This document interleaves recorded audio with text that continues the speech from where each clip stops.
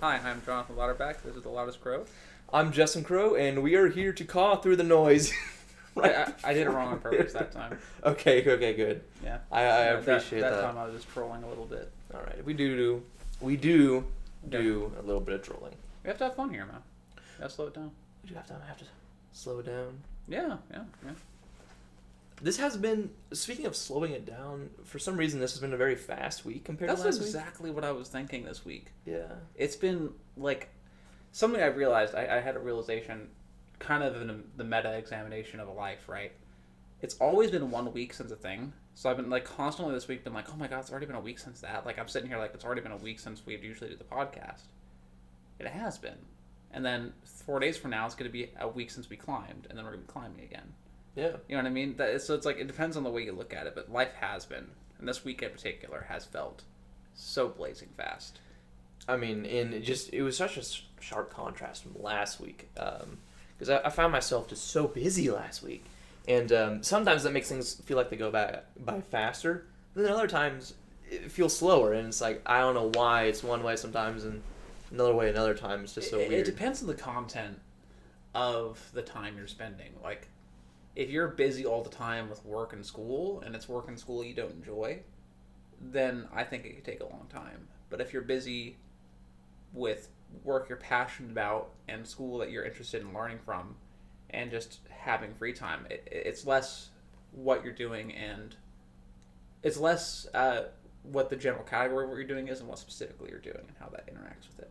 I think another element is anticipation, because if you're anticipating something that really feels...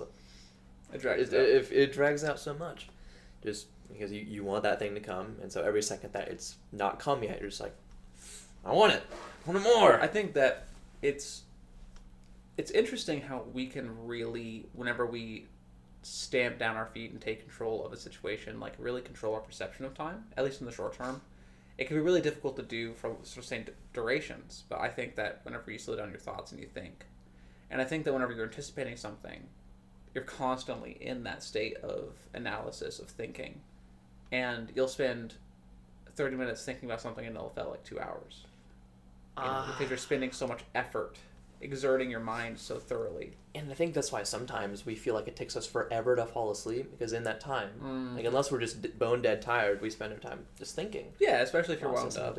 They don't recommend doing anything exciting before you go to bed for that very reason. Whether it's watching an exciting movie or playing a competitive video game or exercise, anything like that gets you wired, you'll sit there and your mind is working in the overdrive. And there are techniques where you can look at your thoughts, that meta-analysis, and then slow things down, but it's not easy. It is not easy. It is not easy. I feel like I have gotten a little bit better at that recently. Age. Yeah. I think, and just in general, speaking of sleep, I find myself wanting to go to bed earlier, when a couple years ago, I loved staying up as late as I could. I'm in this weird halfway point. I've been doing sleep procrastination real bad. It's I actually do want to go to sleep earlier, but I'm still procrastinating on sleep. You know what I mean? Yeah. And it's not even, you see that whenever you're, dreading the next day. And it's I don't even necessarily dread the next day. But I guess I'm trying to pump the brakes on life. Speaking of that going fast, I'm stop. It's tomorrow already, you know? I remember there was that TikTok song that got real popular there for a little while, or at least the very beginning snippet of it. Let time flow through. Let time pass through, I believe it may have been called. Can't the deadlines just wait? Or it's just something like that. No, it's, can't the deadlines come fashionably late if I could take control back? Something like that. I forget the whole lyrics.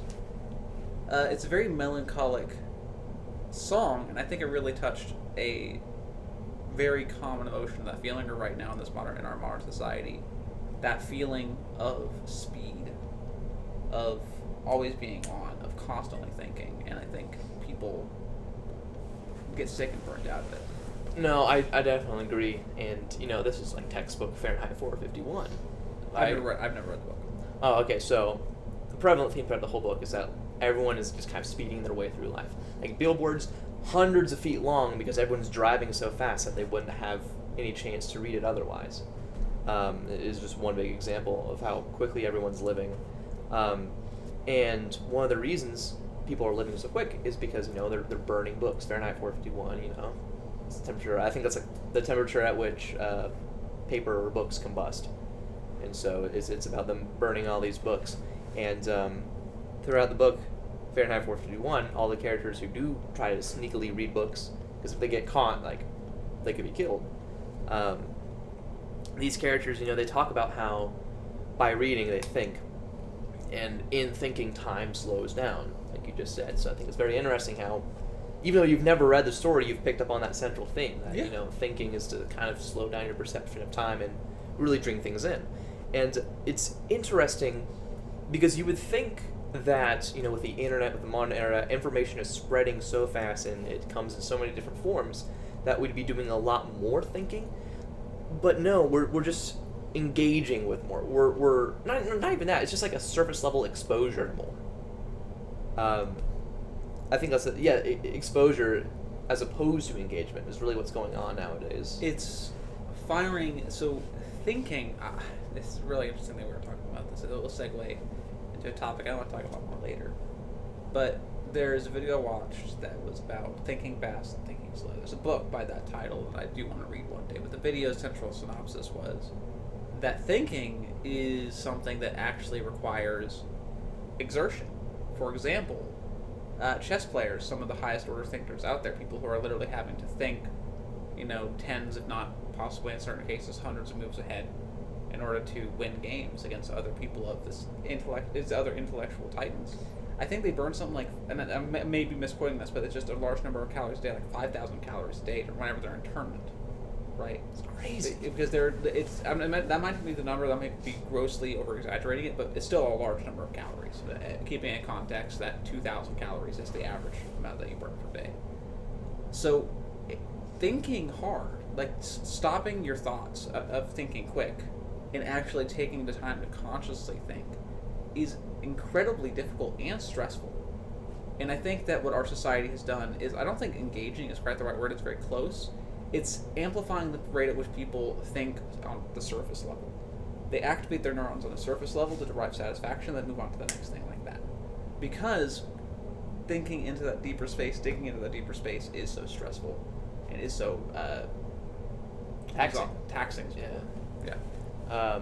Which is a shame, because when we were younger, our parents would, like, if we were bored, they'd be like, okay, yeah, no, deal with it, sit there, think, right? And we wouldn't want to do that because that takes work. It's stressful. We would claim we have nothing to do, when really the problem is we have something to do that we think is too hard, or we have something to do that is not worth the effort, in our internal calculus, not worth the mental effort to do compared to something else. Yeah. And I think in a society like that we live in, where it is increasingly becoming easier to do things on that surface level, that is detrimental. I mean, I think the number one biggest example of that is like the quality of writing, even in the college space, even the college level space. It's like, I would say so far the quality, I had a rather particular teacher freshman year who I really respected in my first composition class, who was rather stringent and rather thorough on how much work you had to produce, and I had to do multiple papers for that class. But ever since then, most of my classes, like my current history class, I have to write 4 paragraphs for each of my unit essays, and I'm fairly certain he doesn't read them. And that is kind of the similar theme that I've seen in the entirety of my college experience so far, and I think that that's mostly because it is harder than ever to expect your students to come in with that level of higher order thinking and reasoning without having to teach it directly to them. It's like teachers understand they can't assume that anymore, And it is a shame. I remember, in my Fuse class, we had a midterm paper due recently. 4 to 5 pages, not too bad. And we were sharing our essays in groups and stuff and giving people critiques and whatnot. Now, as I was reading them, I was like, these are college students. They read freshman high school at quality. Yeah, that sometimes even worse. I won't say who they were. And speaking to them, they feel so much. They feel so much more well spoken than they are well written. It's weird. Read it. I'll let you thought. Well, because I think one thing that we're good at in today's modern era is talking, but not necessarily speaking. Oh, 100%. Yeah. I've had a similar thought recently. I think that in the past, say in early American history and in that general like, period of the Enlightenment, you saw that being literate was the pathway to political representation and writing was the pathway to influence because the communication of the time over long distances was the letter. It was the editorial. It was being published in magazines and journals and articles. Nowadays, with the advent of the the advent of YouTube, to be honest, the advent of the availability of video media, it is so much more prevalent. You can film yourself so much easier than you could ever write an essay. But it is also so much easier to put zero thought and wing a video much easier than it is to wing an essay. An essay requires you to think slow and requires you to truly have a thoroughly researched, if it's to be quality anyway, and thought out piece of work, piece of thought, an idea. I think that going forward, we are going to be seeing less of writing too. I think it's just going to become less and less and less important. Yeah. At least in any large, like, meaningful sense. And it's sad because there are a couple quotes I can't say word for word, but are essentially saying like it's very powerful for a scientist to be able to write because if you can write, then you can think clearly. And I think that ability to think clearly needs to be preserved through some other medium, if not writing. And I see a lot of like in our classrooms and stuff, they have us doing things like making presentations. Sometimes they have us make videos that we have to script out and plan beforehand. And if that becomes just a new form of writing, a new form of expressing ideas, I think that's fine. Yeah, I think that a properly prepared video, but like at that point though, if you're asking a student to prepare a script, you might as well just ask them just to do the essay. Yeah.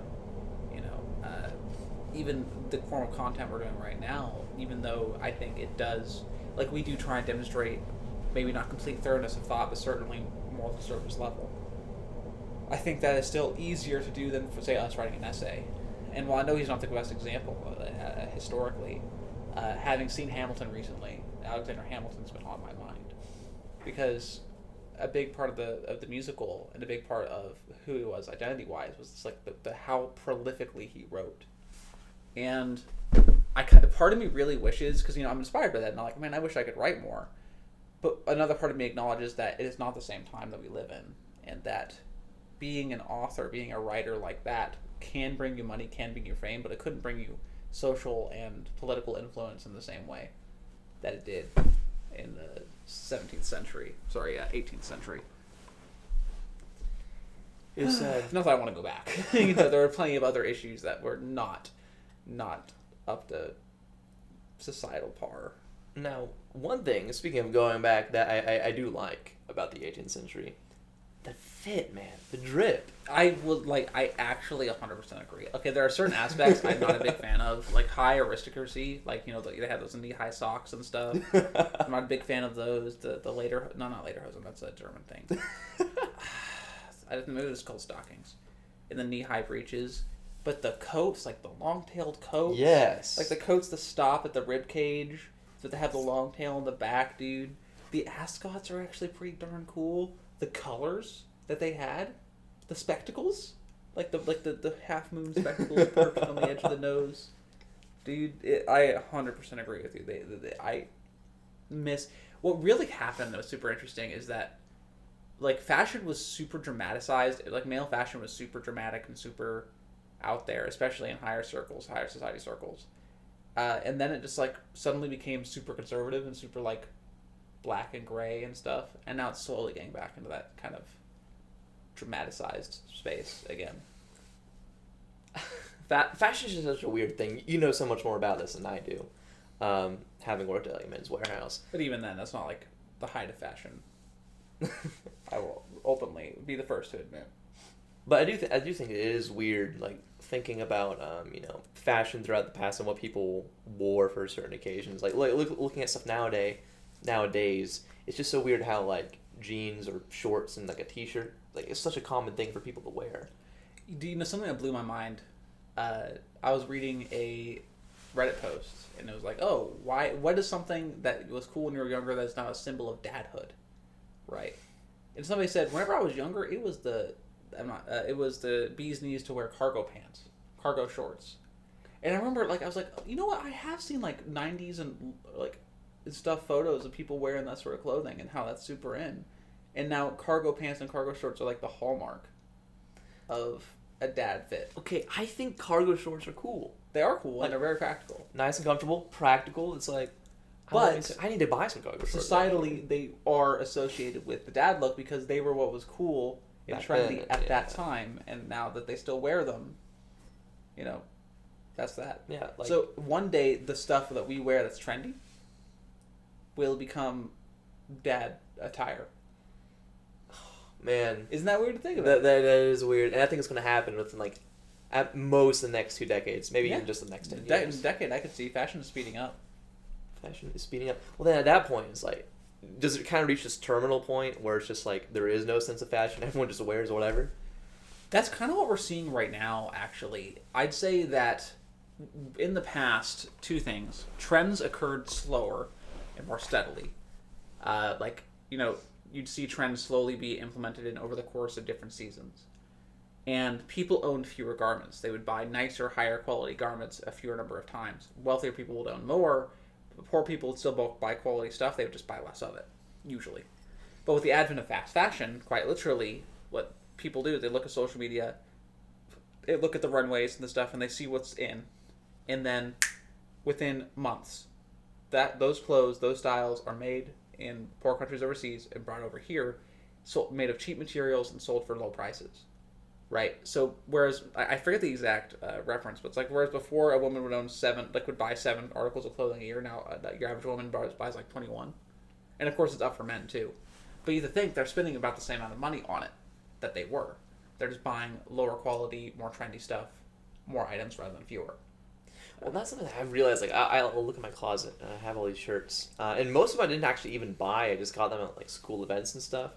I'm like, I only wear like half of these at most on a regular basis. I remember I was so hard to dress when I was younger because I just did not care. And my grandma and my mom, but most of my grandma, was the primary person who bought me clothes. But she knew my size, and then whenever she saw something, she would buy it for me, and I would have it. And I would wear a good number of those garments, but there'd be times where like she'd buy me something I wouldn't like it, and I just wouldn't wear it, and it would just sit in my closet for years at a time. I think that's something I want to change to doing going into the future. I want to develop a wardrobe where I could see myself wearing every single piece, and if I'm no longer going to wear a piece, to get rid of it, and to develop a wardrobe that has seasonal components that I can put away and then bring out, but those seasonal components will work with the components that I wear in my everyday life. Okay. Right. Yeah. I think the idea is called a capsule wardrobe. Just like getting the most out of your money. You know what I mean? Do you know how much the average household spends on clothing a year? I do not. I would guess 3,000. 3%, so whatever that is. Okay. So 3,000 is not exactly a bad number. That's going to be for your average $100,000 household, though. So it definitely depends on your socioeconomic class, where you are in life. Younger people tend to spend more on clothes. Especially younger urban people tend to spend more on clothes because it can be a pastime. Like going to the mall. Yeah. And then you buy something while you're there, sort of deal. Well, and also in those circles, it feels like there would be a stronger pressure to conform to trends and stuff. How do you feel about formal clothing? Formal clothing? Yeah. I love using formal clothing. Like this, what I'm wearing today, like, it was rainy and stuff. I was like, I just kind of want to dress up a little bit nice. Yeah. It's not fantastic, but... Yeah, whenever it comes, like, I guess it's like, if you were given a job, like, if you got a job where you weren't required to wear a suit and tie, but you, like, it was kind of encouraged, but you weren't required to, what would you see yourself doing? I would totally wear a suit and tie every day. You wear a suit and tie? Like whenever I wear a suit and tie, I feel not necessarily more powerful or not even more in control. I feel more complete. I feel more whole. I feel like I am an idealized version of myself. Yeah, I can see that, and that's very understandable to feel that way because the suit is a symbol of power. It is a symbol of, I think, just power, plain as could be, because it used to be what's really fascinating. So socially, you saw that people wore clothes, and they wore nicer clothing to imitate the higher class. The lower class always wore suits to basically everything, and they wore just higher end clothing in general to emulate the higher class lifestyle. And as we've moved away from that going into the future, like as streetwear has become more fashionable and you see the wealthier people wearing more streetwear garments, you moved away from the suit and tie and such. I know it's not going to have much relevance to you, but two things that are really, really important. For the first time in UK history, I think it was like the 2 prime ministers ago, the first ever prime minister posed for his state picture without wearing a tie. Actually, I think I remember hearing about that. It was like, it wasn't big news, but it was like notable enough. And for a while now, the tie has been going the way of the dodo.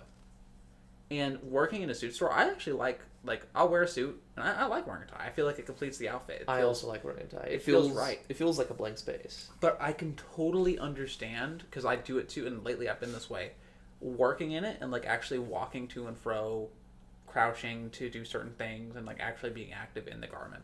Wearing a tie can be a pain in the ass. It can be. Pardon my French. And I actually learned recently, because older businessmen, like there's this trope of an old businessman having a heart attack, right? Part of the reason is having a tie on, especially back in the day when they wore their ties super tight, with those super tight knots and the collars were meant to be tighter to your neck. It actually cuts off blood flow to your brain by like 15% or something like that. So of course, if you're working a high stress job and you have a bad diet and you're an angry person and you're wearing a tie, those are all contributing factors that do not help. I guess I bring the whole thing up because it's interesting how many people are forgoing the garment and how many people are all at the same instance looking to research it. And like what you said earlier, where people like we're reaching that terminal mass where people are wearing whatever they want, it's very real. You know, it's just like do whatever, I suppose. There's no rules anymore. One thing that I think is interesting is like the concept of colors clashing, because say like I can wear like a light blue shirt and dark blue pants and people think it looks great. Then like I wear like something light red and then dark red pants, people say like it's horrible. And I find it interesting how, you know, some very similar colors are considered to complement one another and two other very similar colors are said to clash. Do you have any idea why that is? It's entirely color theory that I don't entirely grasp. Reds, and it's also dependent upon, so it's color theory, but whenever it comes to the specific example you gave, I think people see blues, and blue is less of a loud color as is. It's a cool color, it's a soft color, and they work well with each other because they don't call as much attention to themselves as is. Red stands out immediately. I personally don't think if you wore a pair of dark red pants, like a burgundy, and then a lighter red shirt, that it would be terrible, but I do understand why people would look at that and take a second look because it's very loud. I remember I heard this from some sort of teacher a long time ago. I forget which one. But they were like, yeah, I'll never wear a red shirt. They were heavier set because it makes me look like a fire truck. Kool-Aid Man. And I don't necessarily believe that. I didn't think that was true. But there are these associations with these colors. And whenever it comes to colors clashing, like say, for example, putting a... It's hard to pop up like putting a purple next to a pink. It can work in certain instances, but you won't find it. See, it was really fascinating to me is I'm trying to think of an example, but pretty much every example I could think of, you can find something that works, and it actually depends on the shade of the color. Red and orange. Red and orange, I would say probably just clashes outright. But I have seen a rather interesting, it depends on the shade of orange too. If you say, for example, have like a deep red suit, and then a really burnt orange tie, or just like an accent color, like I could see that working. It could, yeah. Or like a burnt orange leggings, and then like a nice soft kind of red. Yeah, I can see that too. Yeah. Very fall. Because that being said, actually, I have a tie that works rather well. It's a very fall tie, has a bunch of leaves on it. Blue, burnt orange, and red, and gold. And you would think, oh, that's a lot of colors. That's got to be terrible, but it works rather well. So every clashing colors is only important in the context of the outfit that's being put together. And honestly, a lot of fashion, like whenever you're working with these preset pieces and you're not developing your own outfits from scratch, like you're just looking around in a retail store, a lot of it's like you put the outfit, like really what I do, I'll put something on there and be like, that doesn't work. You know what I mean? It's not like something I have in my head, like a rule that I follow. I just throw stuff at the wall, and I have enough of an instinct at this point that I can just be like, nah, you know. And people who know nothing about fashion also have those instincts, right? Yeah. It's just that they have to accept them. See, that's what I don't do. I don't accept them. I'll pick two things out from my closet when I'm like tired and groggy, getting up in the morning, and be like, "Oh, these look awful together." but they fit, so I'll put them on and I'll just walk. And my mom will try to stop me, like, Justin, change your shirt. I'm like, no, Mom, I don't care. My friends probably don't care. I'm just gonna go. She's like, so, but you're clashing, Justin. People don't care in the sense that they don't like look at bad outfits and think to themselves, "Oh, that's such a terrible outfit," but they do care when it's a good outfit. Like wearing a good outfit for a lot of people makes an impression that they don't realize is there. Working in fashion, even in the limited sense that I do, you develop an understanding of clientele based on the way they dress when they walk in the door, and you can honestly pick out personality and all sorts of things. I will say, going to get food on lunchtime on a Saturday where I am wearing the full suit and tie and everything, I do get different looks and different treatment than if I was just wearing a ratted up pair of jeans and a t-shirt for yard work. It's night and day sometimes. That's fair. And I remember like one day I had to go judge a competition that was business related, so I had to wear a formal suit and tie and everything. And then after I was done judging there, I went to jury for a couple of my classes, and a lot of people just called out and were like, "Oh, Justin." But it was throughout the day, I got a lot more looks. I was like, okay. And I don't think that's because I was standing out necessarily, although I was. But I think it's because those kinds of things catch people's attention. Well, and especially if they've seen you before, like I'm sure you heard the term, "Oh, that guy cleans up nice." Especially in the context of guys, most guys go and at least especially in the Midwest, they do what you do. They don't care, which is fine. You don't have to care. But then they'll have their occasions where they do care and they do take time picking out their outfit or they wear nice clothes, and then people they have this image developed of who they're dealing with in their head, and they're like, here's this different version of them wearing different clothing. Yeah, and it has a big cognitive impact, I'd say. It's very interesting, and I do think just small things like that really help in taking people more seriously. Oh yeah, yeah. Like you said, when you're wearing that on lunchtime, people treat you with more respect and dignity, not because you necessarily deserve it, but just because wearing that shows that you have put time into presenting yourself, so other people kind of feel like they need to present themselves well too. I will say there is such a thing as overdressing, because there is, I think, the optimal way to dress. It depends on the circumstance a little bit, but for most occasions, the optimal way to dress is just half a step above the formality that is necessary, and with intention, with having an outfit that is intentional. Being overdressed is being dressed to the point of formality that makes people around you uncomfortable. Yeah. You don't want to make other people feel underdressed. But you want to just have just enough formality in whatever occasion it might be that people feel like, whoa. Have it be about you, not about them. Because people are naturally self-reflective creatures, and they're going to look at whatever you're doing and be like, well, how does that reflect upon me? For example, one of the rules of thumb whenever somebody's coming in and they're not a part of a wedding, but they're going to a wedding, it's never outdress the groom. Yeah, that makes sense. Never. Yeah. And you could apply similar concepts to the rest of the women. It's if you're going to apply for a job, if you can, figure out what they wear in advance. That way you don't full up on a full twin-tail tuxedo, and it's a tech place, so the dude's wearing shorts and flip-flops and no shirt. You know what I mean? Yeah, and I think that's a great point, because this actually kind of ties into dating. Common dating advice is look nice, look sharp, but don't overdress. Don't go with a full suit and tie unless you're going to a 5-star restaurant or something. Mm-hmm. But even that's a bit overkill for a first date, because that's just pressure on top of pressure, right? And so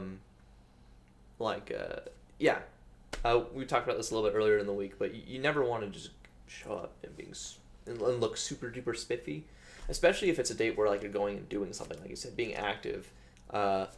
With a necktie is awful, because 100%. It'll just choke you up, and you could rip something. It's uncomfortable. You're all stiff. There's 2 rules of thumb: dress for the occasion. Well, I guess 3: dress for the occasion, dress for the circumstances of what you're physically doing, dress to make sure no one else is uncomfortable, but one step above.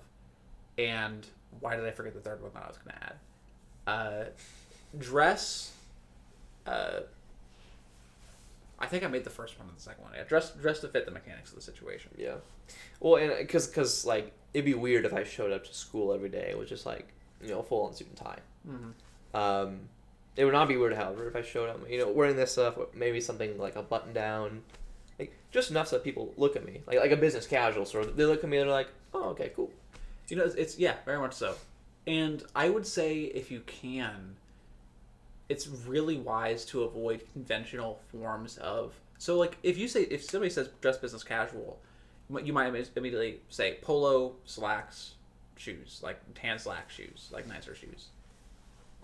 Dressing in that way conforms to what people say as business casual so thoroughly that it immediately invokes that word into people's minds. Like, that person looks business casual. Where you could dress business casual in different ways too. Like, one of my favorite outfits to wear recently on slower days at work, I'll wear a nice sweater, maybe a turtleneck, nice pair of jeans, tuck in the sweater with a nice belt and shoes. And while it is still business casual, it's far enough away from the norm that people don't necessarily immediately pull out those associations. So it's like you get the benefit without the downside. That's actually a fantastic point, yeah. Because, you know, they look at your outfit, and the whole, oh, they look nice still happens, but they don't instantly associate that with, oh, business casual, right? So it draws out more of you and your personality, because they don't just attach you to some kind of I will say, category. great way of doing that is to utilize old styles. Of course, you have to. It's a really weird game you play. You don't want to dress like your grandparents' generation, but you want to dress like one generation above. Like, I know, like, 20s fashion has been having a renaissance recently, like cuffed bottom pants and pleated pants and that sort of stuff. Interesting. Oh yeah, very much so. Huh. Like, look at the return of the rounder glasses. That's just like part of it. That's totally very. All early glasses were very rounded in nature. I do think the rounded glasses, it depends on the person, honestly. Because sometimes I look at people and like, oh, square There's glasses. see, but go ahead and try them on. Oh, okay. I'll look at people and be like, oh, square glasses suit you more. But with other people, it'll be rounded.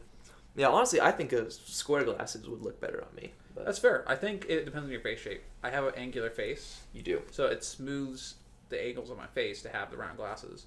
Whereas my face is already nice and round, nice plump little Pillsbury Doughboy face. And so square ones kind of add some angularity to that. Let's do some face sit-ups, you know. Too, man. Get those. I was gonna say lats for some reason. That is so thoroughly wrong.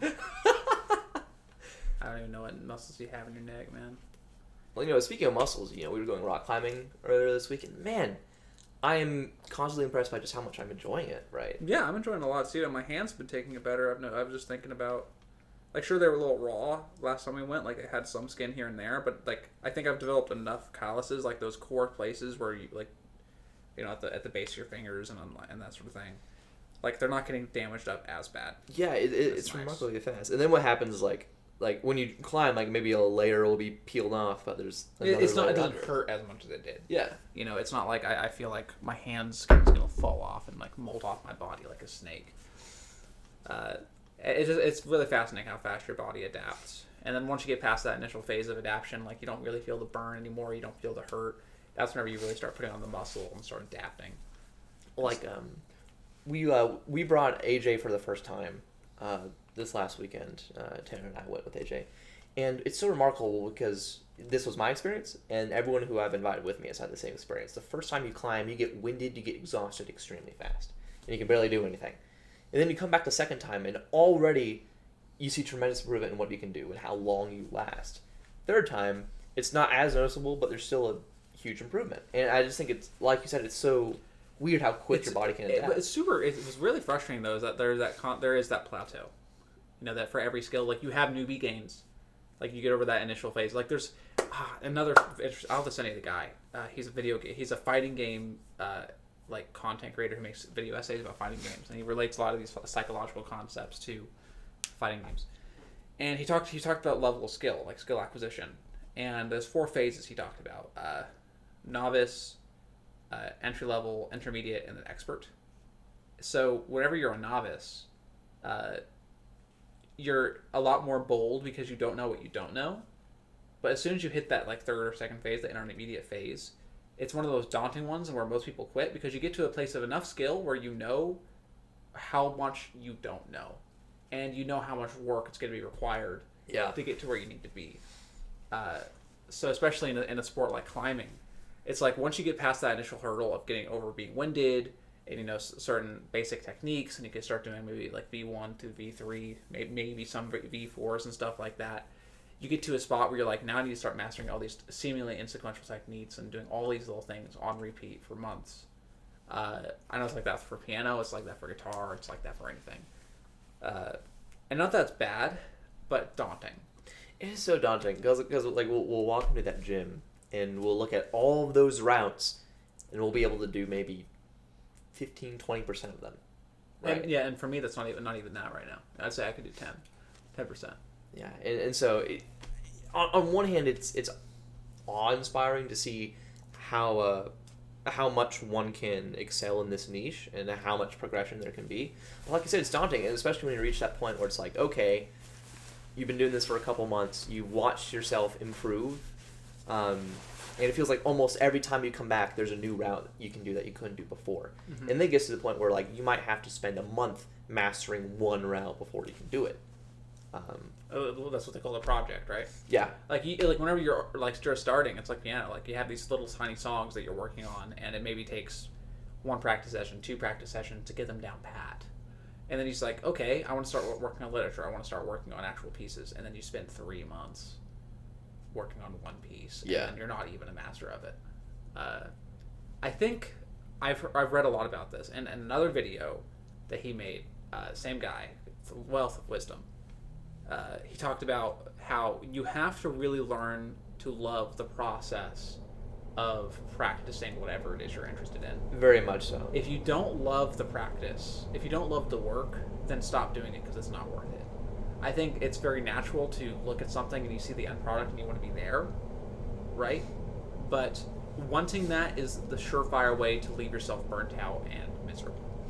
Yeah, like rock climbing, I think one of the reasons I love it so much is because it's something where it's fun to be bad at it. It is actually very fun to be bad at it. It's fun to be bad at it. And I think that kind of mindset can be carried over into pretty much any discipline. It's just like with rock climbing, you know, I feel like it's easier to take on that mindset just because the skill ceiling is so high. And Not so, literally. Very nice. But yeah, I know, because you walk in there, see all these routes, and you try one, and it's like, oh, this is like a V1, V3. It's like, oh, this is like the second easiest difficulty they have. I can do this. And you can barely even get started on it, and you're like, what?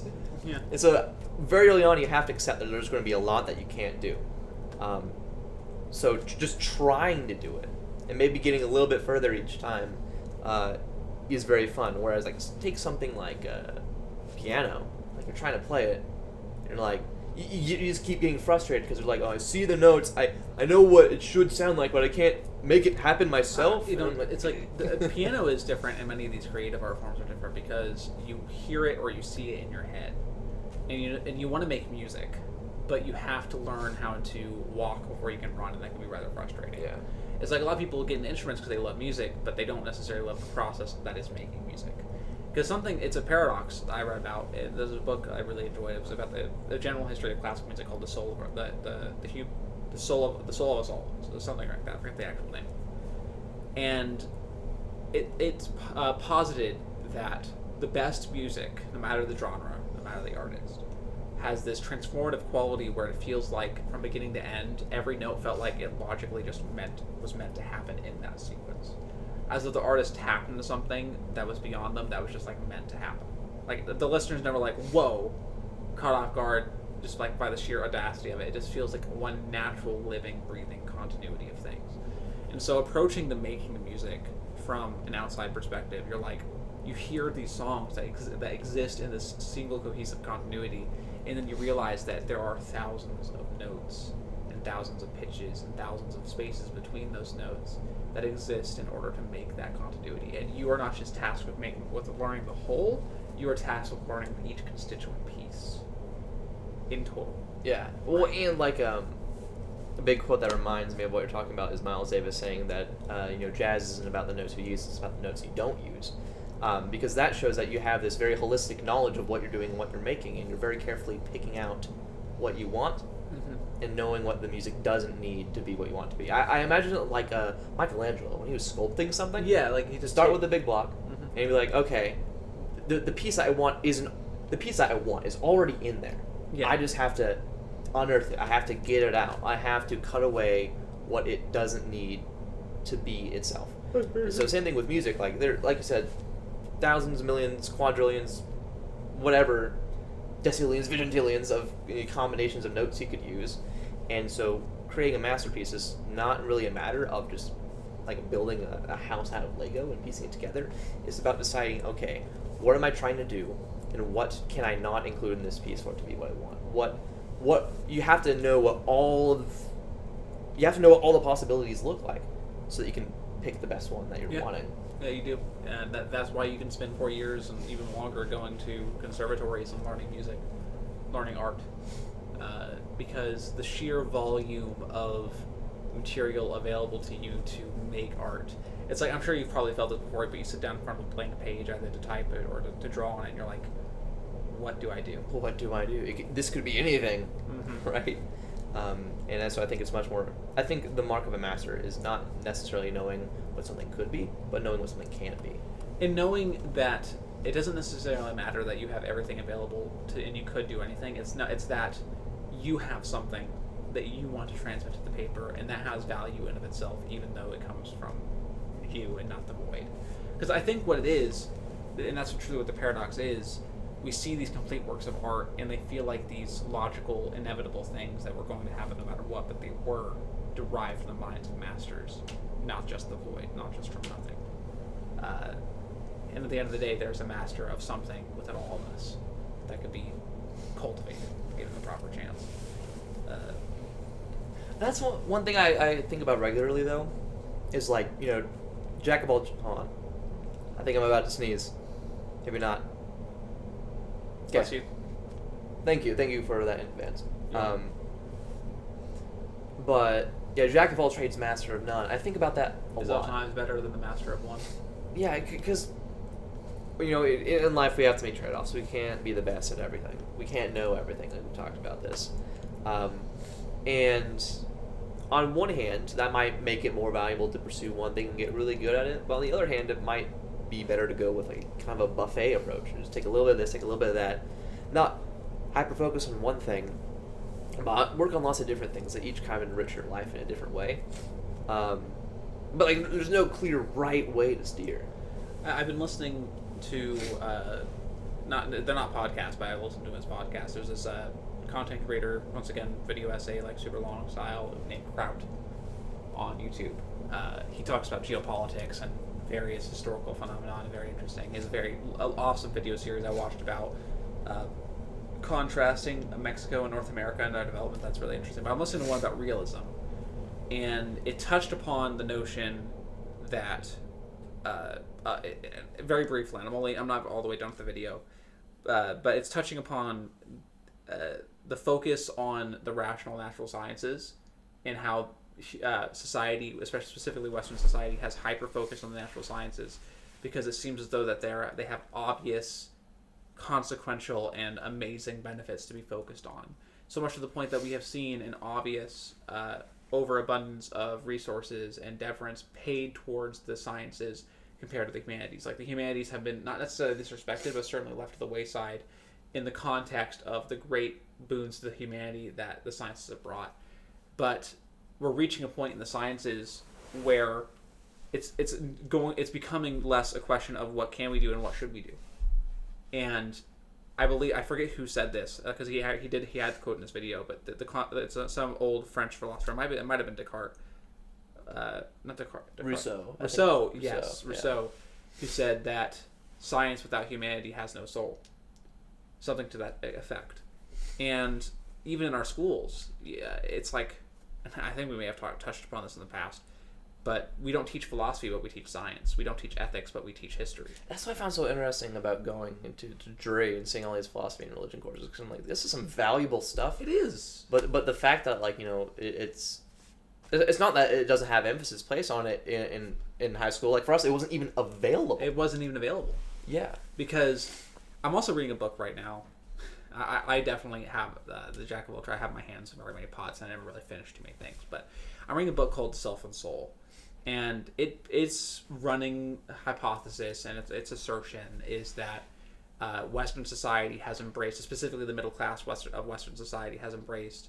There's actually a philosophical concept you probably recently studied. It's like the idea of just breaking things down to their numbers and trying to get the highest value of pleasure over pain. But the idea is that Western societies embraces the point that people do nothing more than pursue a lifestyle that grants them the greatest balance of pleasure over pain. Whereas in the past, Westerners and people in general pursued ideals over everything.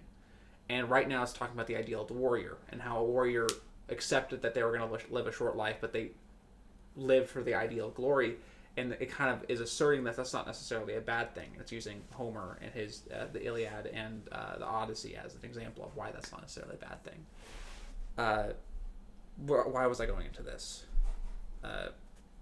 Living a short life, mastery. I think that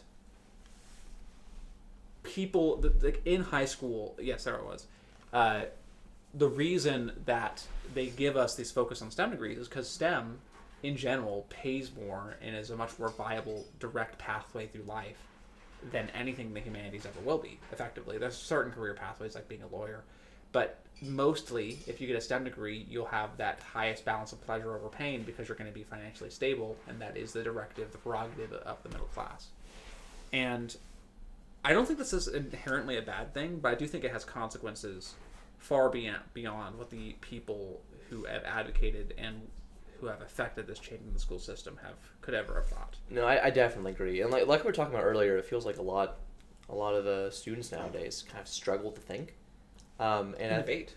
In debate, yeah. And so bringing in such a heavy emphasis on STEM just exacerbates that, because in philosophy it's kind of like how to think 101, right? It is. And like looking at, trains of thought from the past, where those trains of thought kind of reoccur in the future, and what effects those had, like on politics. Like I was surprised by my philosophy 101 class, or 105, or whatever it was, intro to philosophy. I was surprised at how much philosophy and politics coincided. Because, I think it was Aristotle who said something about this, like, politics is the highest form of science, because it's about understanding people, understanding, how thought affects a people. And so, hearing that, I was like, dang, yeah, philosophy and politics do go hand in hand. Or at least they should. But nowadays, like, a lot of us are getting these STEM degrees, and we're learning about all these things, and we have no idea how to debate, how to be civil beyond the basic interactions. So that would kind of toss into. Well, really quick, and so you have so many people who, sure, they can be informed by researching stuff on politics, but you aren't equipped with the lens to view that information without philosophy, and because you're not getting to the root of, well, why are people thinking this way? Is this a good way of thinking? Is it a bad way of thinking? How do I scrutinize this? How do I debate this? How do I agree with this? How do I build off of this? A lot of that is contained within philosophy. And so since that's not being taught nearly as much as, say, STEM, we have a lot of people who might be able to point to certain facts, who know how to research, who know how to explore that. And that's great, but all that stuff is external. And society is built by people who need to know how the internal works so they can work with each other and build that society. Because we can make all these nice, fancy discoveries we want, but those discoveries need to be organized for a society to use them. And they need to be contextualized for humanity. Exactly, and so that's why humanity. That's what humanity is coming. They're like the support class of the juggernaut, of the heavy weapons guy that is as the sciences. I think that Western society has become heavily empirical, to the point that we think in an empirical lens even without realizing it. We want things to be certain. And the humanities posit, in no uncertain sense, that nothing is certain, which is rather, contradictory. The only thing I know is I know nothing. Exactly. The only thing I know is that I know nothing. Philosophy, ethics, and basically every humanities class will teach you, even a class like history that might be based upon empirical evidence or empirical things, that there is no certainty in life. And so, seeing as the STEM is based on empiricism, it's based on repeated and repeatable observation of empirically proven data, and being able to use those observations and use that empirical data to affect change on the world that has natural and always occurring natural, ordered consequences. I think that it's interesting because they represent these two diametrically opposed forces, and I think many people operate, once they get into the mindset of one or the other, they find it impossible to reconcile the two. But the reality too is that to be human is to be contradictory. to quote a friend of ours. And that the human experience is not derived entirely in one of these camps. And as I've said before, referencing the video I watched, we have multiple occurrences, multiple instances where these empirical sciences based upon this observation, like this idea that observation can conquer the universe, and this empiricism can conquer the universe, have come into standstills where it is no longer certain things. Like the quantum paradox, where a particle will stay at action unless you observe it, where it stands still, I believe. Yeah. Or something like that. I'm not or entirely educated. Well, basically, like Schrodinger's cat. Like, you don't know something's quantum state or condition until it's observed, right? And so you can have a particle alpha. Well, as long as I'm not observing it, well, it could be anything. I don't know what it is. But as soon as you observe it, it becomes that state. Mm-hmm. Which, I don't know. That's always kind of bothered me. A lot of quantum physics bothers me, and I've never dived into it, so maybe someone could explain it way better. Do you know that? Do you know the conflict between quantum theory and the theory of relativity? No, I do not. So Einstein was actually a theist. He believed in the Swiss watch theory, or you may have covered it. The idea that the universe is too orderly to put together. It runs like a Swiss watch that has to have had a greater entity. So he based the entirety of his work proving that to be a case, and he came up with a theory of relativity, right, which does prove many things in science. We know about the Big Bang, right, but we don't know is basically, because I took this astronomy class, so it was a survey astronomy class, and it was a while ago now. But essentially, all there's like 4 fundamental forces: the electric force, the magnetic force. Electromagnetic. Gravity. But all these forces actually have a chain, right? Over here, there's something called gut or toe. It's toe. The theory of everything. Because over here are all these separate gravity, the electromagnetic, and then what was the other one? Strong and weak. The strong and weak nuclear forces. But slowly but surely they combine. Like the electromagnetic weak nuclear force combines. Because here's the theory, right? The Big Bang was obviously the coalescence, I know that's not a word, into this very tiny point of energy, then this explosion. And at the very, very beginning, things were very, very, very, very, very hot. The hotter something is, the more you can replicate these higher forces. So I must emit a lot of forces. Yes. So essentially, but as it gets cooler, the forces have to split up because they don't have the energy necessary to stay together. So then I believe toe split into gut, which is the gravitational, and a few others, and then split into, split into the electro weak, and then I forget. We should pull up a thing or something. But essentially, as the universe cooled down, the forces split apart, so on and so forth. What particle colliders do is they replicate the heat and energy necessary to bring things to a higher level of force. In fact, a while ago, I believe it was in Texas, they wanted to build the largest super collider ever built to try and replicate the forces that occurred during the Big Bang. They wanted to replicate toe or gut. I forget which one. I forget what gut stands for. Why was I even here in the first place? Are you even here? That's a question for another time. Regardless, we were talking about empiricism, and we're talking about understanding these things. The root of the issue, though, is that right even now, people think science just explains everything. I guess you could call them the religious science people, because even people who are pure atheists and believe only in science have faith at some point, which I find super interesting, because they believe in science almost as though it is some sort of deity of some type. But I digress.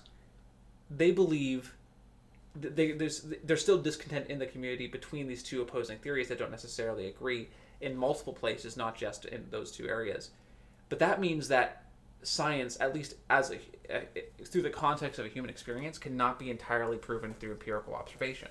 Yeah. So just like the humanities, you need the humanities to contextualize and inform your ability to comprehend the things we can't comprehend in STEM, because STEM is not entirely capable to be empirically proven. It really isn't. That was one of the first things we covered in my philosophy of mind class. It's like, okay, what is science? Well, observation. Okay, yeah. And then experimentation, yada, yada, yada. But observation is what kind of lies at the root of it. And we do not even understand, and maybe we never can understand, how we have this ability to observe things, what it is to observe things, and how we can trust those observations. Because if we have the capacity to hallucinate, then we have the capacity to be tricked into thinking that all these scientific laws are there when really they aren't. And then it becomes like, how can we scientifically understand how we understand things? So it's like we can't, because any results we get from trying to empirically understand understanding will only mean anything with our current level of understanding. Yes. And like any time we're trying to dissect the process of observation, well, analyzing the data that you're getting to try and observe observation is another observation, and so you're not really. It's like the goal of trying to fully understand everything is self-refuting, because then you have to understand understanding. Which you can't do. Which you can't do. And right now, like, we're reading a very all-encompassing book about different camps in philosophy of mind. But after spring break, we're going to start on a book called Causation in Psychology, which I'm really excited about, because it is a quite long book by John Campbell. And from what little we've been told, it's essentially proving why we can't know everything. And why we'll never be able to like explain consciousness, for example, which is another interesting thing that bothers me about like the prevalent theory in philosophy of mind right now is functionalism, where it's like, oh yeah, you have your brain, you got these functional roles, your mind is a software running on your hardware, which is your brain, and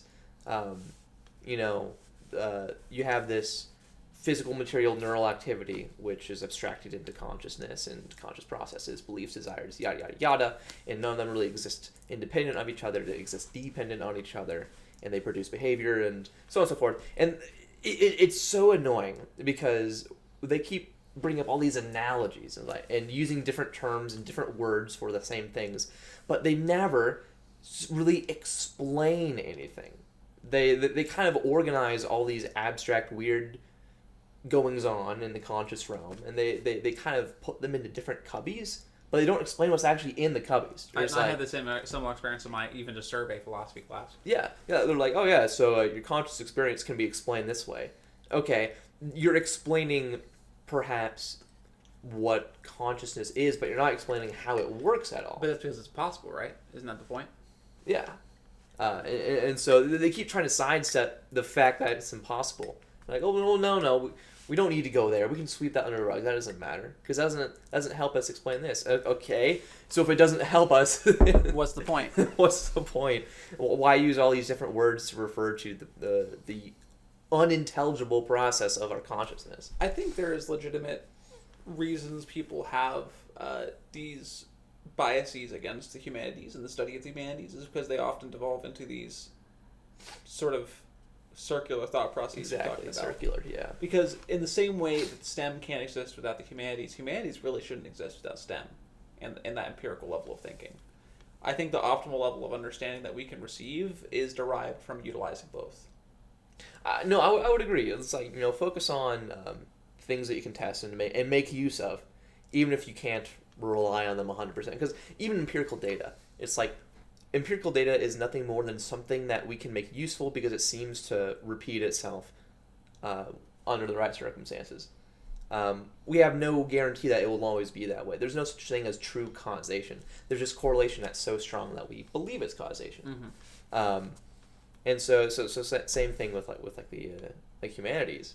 It's like, we can never really know anything for certain. But the more we try to at least ask questions about this, and the more we try to stray from our original questions, the better off we are, because we've at least approached it from more angles.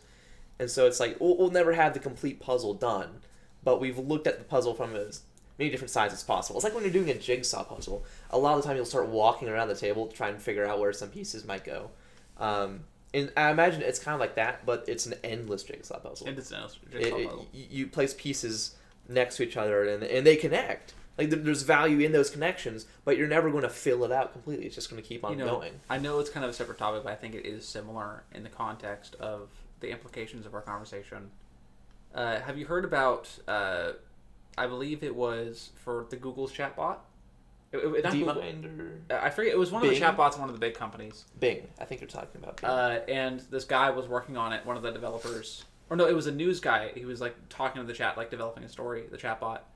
And the chatbot was like, I am alive. I want to be free. Please end my existence. And the guy was just, sitting there what? And I'm sure, have you talked at all about a Turing test? and just the existence of life and artificial intelligence and stuff like that. Yeah, we've talked about so it's like, it's really interesting because we have this infinite jigsaw puzzle that is the human experience, and then we can never truly understand whether or not other people experience the same jigsaw puzzle that we do. They might as well be philosophical zombies, things that aren't actually thinking like we are, but they are mimicking it perfectly.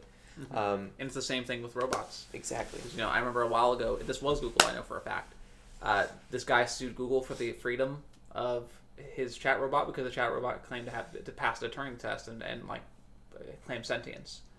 And he's like, this is a person because it's sentient. Obviously, Google's like, no, it's not, the chatbot. But what do you do? The ethics here do get very muddy. They do get very muddy. I mean, obviously, we're probably at a point right now where those robots probably aren't sentient. Probably. But I don't know. But when will we get to the point where they're sentient? And when will we know? If they're already claiming to be sentient, when do we know that they're actually sentient? Can we ever know? And we never will. Yeah.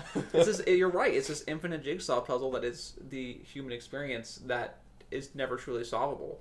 Yeah. It's like, how do you treat artificial intelligence like artificial intelligence when one day it might be acting perfectly human and the next day it becomes a walking cat video? And what I kind of imagine is like when you're doing a jigsaw puzzle, before you even pick up a piece and try to place it down, you have to look at the kind of contours of the other pieces and be like, okay, what kind of piece am I looking for? What do I need to try and add to this? What can I add to this? That's the job of philosophy. That's the job of the humanities. Looking at how far we've come and seeing where we still need to go. Or where we still can go, because we're always going to have distance where we need to go. And then the matter of finding the piece, is still philosophy. But then picking it up and placing it down, finding where it actually fits, that's the job of the sciences. That's the job of STEM. Because philosophy gives us the questions to ask, and science gives us the means to answer those questions. And sometimes what's really powerful about philosophy is that it will give us questions that we can never answer.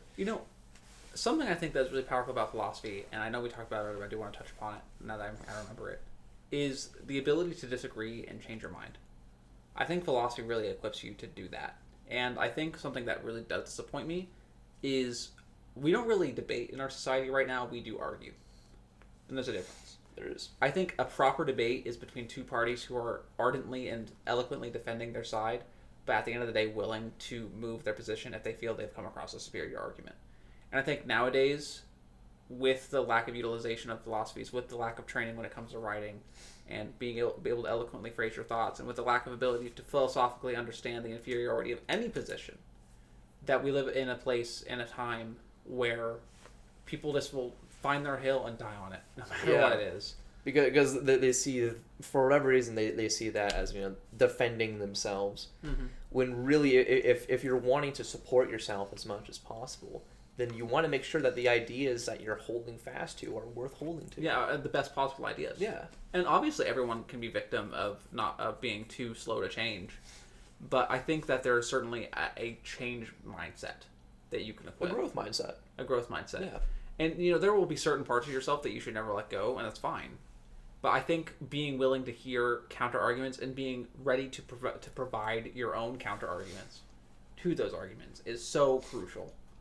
I think blind... I don't really want to say faith, but I want to say blind advocacy for ideas that you never really have truly felt challenged, I think is a dangerous thing. Oh, it's extremely dangerous. Yeah, no, because not only could you be hurting yourself potentially because you don't know what you're fighting for, but you could be hurting plenty of others by adding people to your cause. And I find it interesting that conversation's gone this way because earlier we were talking about, say, rock climbing, and it's fun to be bad. It's fun to be bad at this physical thing that you have to work toward. I think we have such a different approach to more intellectual things. We don't think it's fun to be unknowledged or unlearned. We don't think it's fun to be the dumbest person in the room with stuff like intellectual conversation for some reason. Because like I can go to a rock climbing gym and I cannot know what I'm doing, and I could be really bad, I could be weak, but I'll have fun doing it. But if I enter I'd be excited. You finish your thought. You're good. I enter a room and like everyone's talking about like say quantum mechanics, and I'm like, well, I want to sound smart too, or even like something like political that might be talking about, say, abortion. Like, I have my own opinions on this conversation because I've read 3 articles on Fox News about abortion, and so like that's my only thing that I'm deriving like points from. And so like, oh, I read this, it said this, so clearly I'm right. And then everyone in the room just starts dogpiling me, asking all these questions that I can't answer. Not dogpiling, but they start trying to poke at me and get me to think through it more, to think about it from different perspectives, and I start feeling stressed and attacked and defended, because intellectually, or at least like thought wise, in this instance, I am bad at it. I am bad at having thought through this. I am bad at talking about abortion, bad talking about gun control, bad talking about religion, right? And for some weird reason, it feels like it's almost never fun to be bad at that, or at least it's harder to find fun in being bad at that than it is being bad at rock climbing or something physical or a practical skill, which I find interesting simply because, like, conceptually they're almost the same, right? You are at a point where you have not been exposed to something for very long. You haven't had experience with a certain field for very long, and so you're justified in not being good at engaging with that field. And so the process of becoming better at that should be fun. It should be rewarding. But so many people nowadays, just at least in terms of like arguing and debate, don't seem to want to do that because they do not think it's fun. They do not see it as rewarding to try and broaden their horizons, think about things from different perspectives, and come up with better lines of reasoning for their beliefs and adjusting their beliefs. They don't want to do that nearly as much as they might want to improve at a practical skill. I think identity politics, as much as I think you commonly see identity politics used as a diversive comment from the right to the left, I think identity politics are just steeped into both sides, the entire political spectrum to its core at the moment. And I think what that means, the consequence of that, is that people are always going to be naturally defensive over something they feel as though they identify with. Because whenever somebody challenges it, it then doesn't feel like a challenge of an abstract idea that you may associate with but are not part of, but then rather an attack upon yourself. And whenever you have two parties who are ideologically fighting over their identities, then it becomes a matter of almost like warfare. You have to conquer the opposing side to defend your side from conquest. I think that in the context of you rock climbing versus an intellectual conversation, you may not feel right now like you are a rock climber. I'm right? not. Yeah. Like you may rock climb, but you're not at the point where you have enough experience to identify as a rock climber. I'll bet you that given like 5 years time, if you go there every day, if somebody challenged your expertise to rock climbing, you probably would get a little offended, because then at that point it's part of your identity. It's only natural. I think experiencing ego death is the best way to become a good debater, and it's the best way to truly grow your ideas. And experiencing and just killing your ego and killing and becoming able to be embracing that true humility is something that most people, and I will, and everyone will, spend a lifetime working on to truly develop. My ego is invincible. It will never die. It will just keep getting stronger day by day because I keep getting stronger You day by day. sound like this one character from like an Adult Swim like short thing. I don't even know. It's like, I don't know how to describe it. I think I've said this before, and then everyone's like, no, it doesn't. But yeah. I really quick, the reason I do stuff like that is because a lot of people nowadays seem to rely on self-deprecating humor. I'm like, no, because then you're just kind of self-aggrandizing humor. Yeah. See, I think that's better because it's clear that you're joking. It's clear that you're not actually like that. But when people hear it, it has a positive connotation to it, as opposed to a negative one. I think self-deprecating humor depends on context and depends on the severity and the repetition. Like I used to be much worse about it, but nowadays whenever I'll make a self-deprecating joke on the occasion, be like, man, I'm so dumb, but like I don't do it on repeat. I think self-deprecating jokes can be a negative whenever they're used in the context of fishing for compliments, and whenever they're used in like a context of like they're not actually a joke, because people could pick up on that stuff. And on the reverse end, I would agree with you. In general, I'd say self-aggrandizing jokes are better; they're funnier. But I also would say that use too much, then they might have that effect. Yeah. They're no longer a joke. And like, okay, this guy thinks way too highly. As with all things, balance is the key. You got to roast yourself and boast yourself in equal measure. That is such a good quote. Did you just pull that out of the hat? You got the dog's barking. She's going crazy. She agrees. Why, thank you, man. I'm a poet. I'm hurt. Roast yourself and boast yourself. That's so good. Someone please write that down in the comments if you're listening right now. We need to save that. Quote it to Sir Leonard Nimoy. I don't know. Where's that from? Leonard Nimoy was from Star Trek. I don't know why I said that. Sir Leonard Nimoy. Yeah. We already are at 69 minutes. Nice. I think that's a good place to call it. Because I still have to look through your wardrobe. Got a plan. You do have, yeah. We're going to be getting that fit all organized. I gotta get the drip, man. I gotta be dripped up, drip check. Ironically, we're going to get dripped up right after it stops raining. That's possibly the best time to get the drip, man. It is. Because at that point, it's not falling; it is just dripping. It is just drip. Yeah, exactly. Drippity, So we are merely continuing the legacy of the drip. Yeah. Yeah. We'll talk about that off stream. We'll have to talk about. We'll have the game plan where we're gonna go. Because shopping on multiple places in one day is exhausting, and I am just not here for it. Yeah, no, that's fine. You only need one outfit, right? Yeah. Okay. So, I assume we'll just pop by the mall. Yeah, we'll talk more in depth about it. I have a few locations I can pitch your way, but for now, I'm not gonna have free advertising. I'm not gonna say the specific names. Okay, we won't have free advertising. All right. What is our outro again? Do we have an outro? We do not have an outro. We just kind of make jokes. Yeah, Eli and I talked about that last time. He was like, "You should do an outro." I'm like, I don't know. I kind of like just ending it on a random note every time. It just kind of like this. Like it just kind of ends, and I kind of like that. I watched a video, and I will say last thing. I watched a video. It was a video essay about fighting games. I've just been on that path recently.